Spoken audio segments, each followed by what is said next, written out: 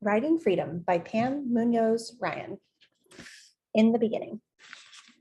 In the mid-1800s, when the East was young and the West was yet to be settled, a baby was born named Charlotte. When she was nothing more than a bundle, she surprised her parents and puzzled the doctor by surviving several fevers.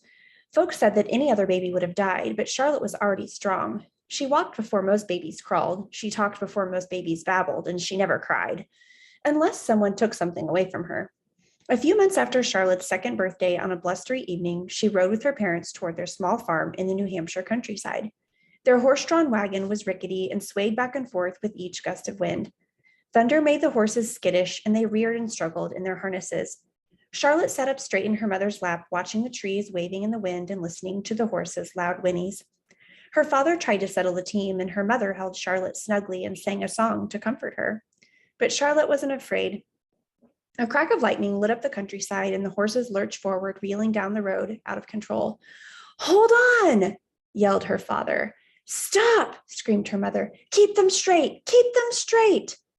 Charlotte's mother clutched her closer and tried to hold on as the frantic horses dragged the wagon over the bumpy road. Her father hollered, "Whoa, whoa!"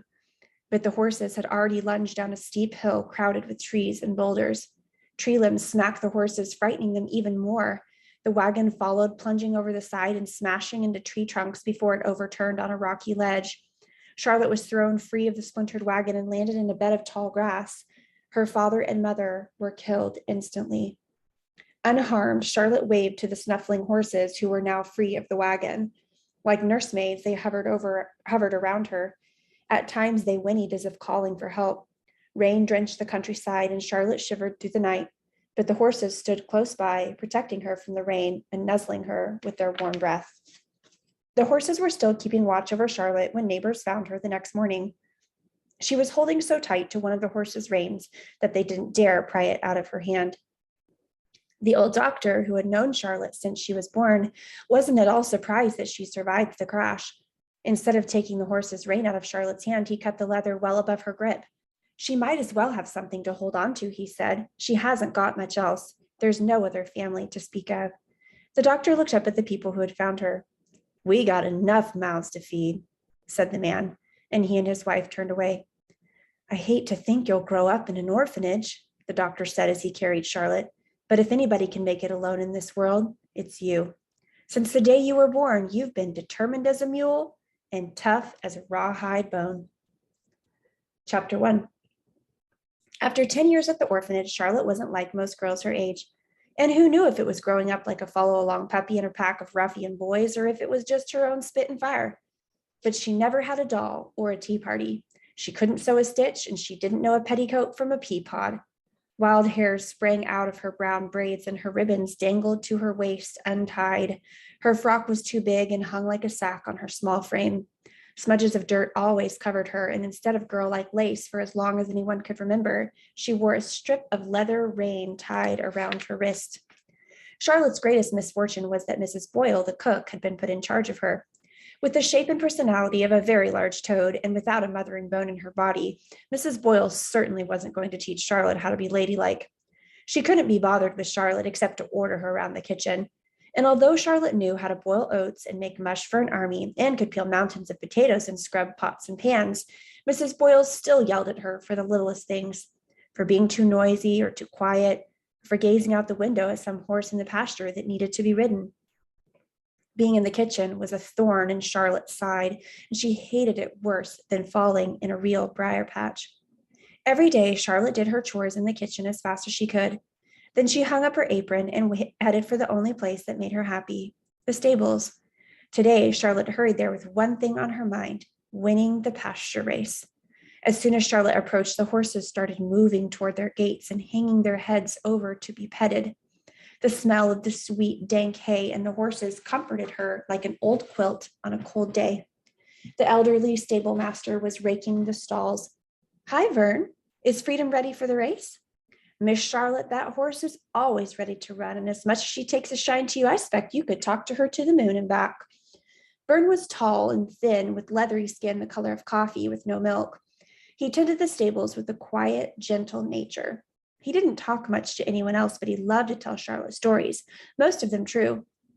It left her in a spell with her mouth wide open. Vern had named all the horses himself. He always said that naming something was important, that a name ought to stand for something, and that a horse should have a fine name fit for a fine animal. So the horses all had names like Justice and Hope and Charity, and Vern had a story that went with every one of those names. Hope for wanting a better life when he was a young slave on a plantation in Virginia. Charity because of the kindness of the people who had helped him through his struggles. But the story that Charlotte begged for most was the one about Freedom. Freedom was Charlotte's favorite horse. She had watched her birthing a few years earlier and had babied her ever since. It was on Freedom that Vern taught Charlotte how to ride. She often pestered Vern for the story about Freedom's name, the story of how Vern ran away and hid in a root cellar with nothing but an old shirt to keep him warm, ran all the way north so he could be free, and named a horse Freedom for something he won.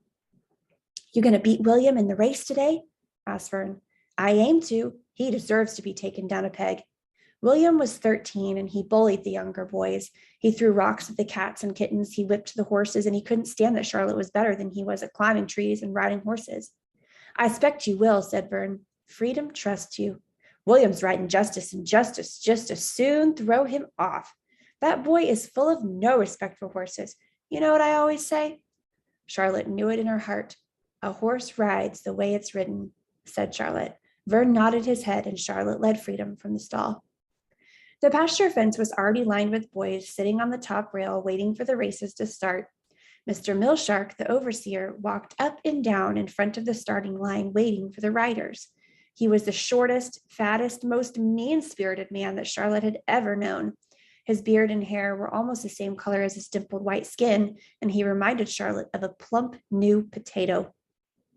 Mr. Millshark was in his glory during pasture races. Instead of his usual scowling self, he paraded around with a smile stuck on his face, clapping people on the back and shaking hands all around. This was his opportunity to show off and to let people think that the orphanage was a decent place with happy children. But Charlotte and the others knew the truth. The orphanage was nothing more than a work farm, and no matter how young, every child worked hard. Mr. Millshark saw to that. Charlotte walked toward the pasture, leading Freedom on a halter. The horse nudged her as if to hurry her along. The boys from town laughed when they saw Charlotte. She ignored them and headed toward the starting line until William and a group of boys blocked her way. "No girls allowed," said William. Charlotte tightened her fists and planted her feet. She pursed her lips and glared at William with her piercing blue eyes. "Get out of my way, William," she said. Some of the boys stepped back. They had seen that look before. With disgust, he said, "Suit yourself, but you'll be sorry."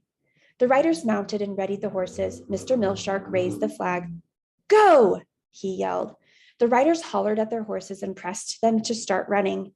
Charlotte let Freedom start out slow, saving her for a spurt near the finish. William was close behind. Soon the two rode neck and neck.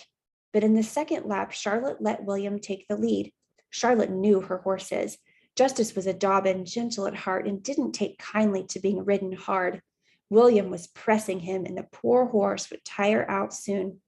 As they approached the final turn, Charlotte gave Freedom full rein. In a blinding gallop, with her long braids waving behind her like toothpick ropes, she passed William and crossed the finish line 2 lengths ahead.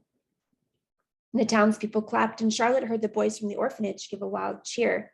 She knew why. Most of them had bet money on her to win. Charlotte slowed Freedom and walked her around the pasture. The horse was breathing heavy and wheezing. She lathered more than usual and felt warm. Too warm. Vern should take a look at her, thought Charlotte. As she got near the fence, a man and woman waved at her. "Hey there," called the man. "Hello," said Charlotte. "You're a good rider," said the woman. "Thank you, ma'am," said Charlotte. "So you like horses?" "Yes, sir, a mite more than people." The man and woman laughed.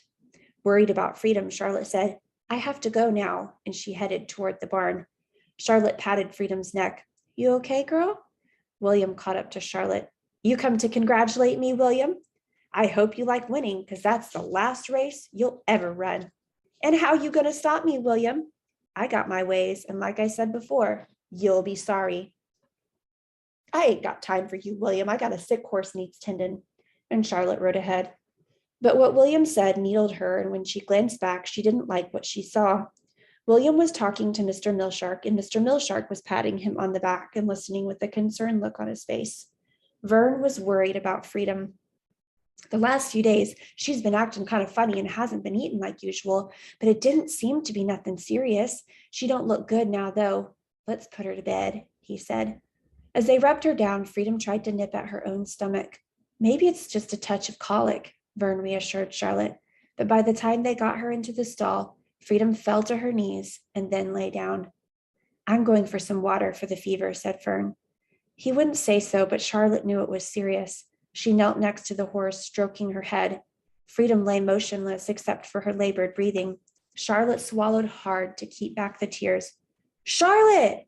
Where are you, Charlotte? Over here, Hay. Hayward was 2 years younger, and from the day he'd arrived at the orphanage, he'd latched onto Charlotte. He was persistent and friendly and talked so much that Charlotte often thought he might choke on his words. With hair the color of turnips and ears as big as saucers, he was about the homeliest thing she had ever seen. Although Charlotte sometimes pretended to be annoyed when he pestered her, she didn't really mind. Besides, he needed her.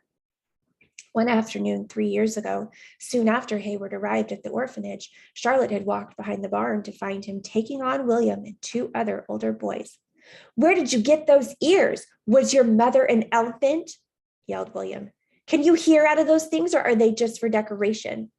What does your girlfriend Charlotte think about them ears? Hayward was bloody and bruised, but still fighting with a never give up look in his eyes when Charlotte dove in. The 3 boys were left in worse shape than Hayward, and Hayward and Charlotte had been left with each other. They had been best friends ever since. Hayward climbed over the gate into the stall. Freedom's real sick, Charlotte said. Hayward nodded his head. I'm sorry, Charlotte. And then for once, he was quiet. They lay back in the hay with their arms tucked behind their heads and stared at the light that slivered through the rafters. Someday, Hay, we're going to leave this place, you and me and Freedom. I'm going to have a fine ranch and a home. I'll have foals every spring, and you can come work for me and train them to be fine riding horses. Yeah, said Hayward, and we'll hire a cook, a real good one, and we'll put out a sign out front that says private property so no one as mean as William can ever set foot. Tell again how we're going to get the ranch, Charlotte. Well, we'll be here until we're 16. First, I'll leave and get a job and save some money. Then I'll come back for you and we'll go looking for the ranch. Let's get a ranch far away from here. Don't worry, Hay, it won't be anywhere around here. Charlotte was silent. She stared at the rafters and listened to the pawing and snorting of the horses in the other stalls. She rolled to her side and stroked Freedom's neck. Charlotte, do you remember your parents? Hayward liked to tell about his parents. They had died when he was 7, so he still remembered them. Sometimes Charlotte closed her eyes and tried to bring back a memory, any memory. She could almost see a face. But since she'd never seen any portraits of her parents, she only imagined what they looked like. All she really remembered was being held tightly in someone's lap and images of horses. No, Hay, I don't remember. Tell me about yours again. But before he could answer, they heard the old porch bell ring 1 clang. There was a pause. Then it rang 2 clangs, another pause, then 3 clangs. Charlotte and Hayward sat up and stared at each other. That was the signal for all the boys to line up by the front steps.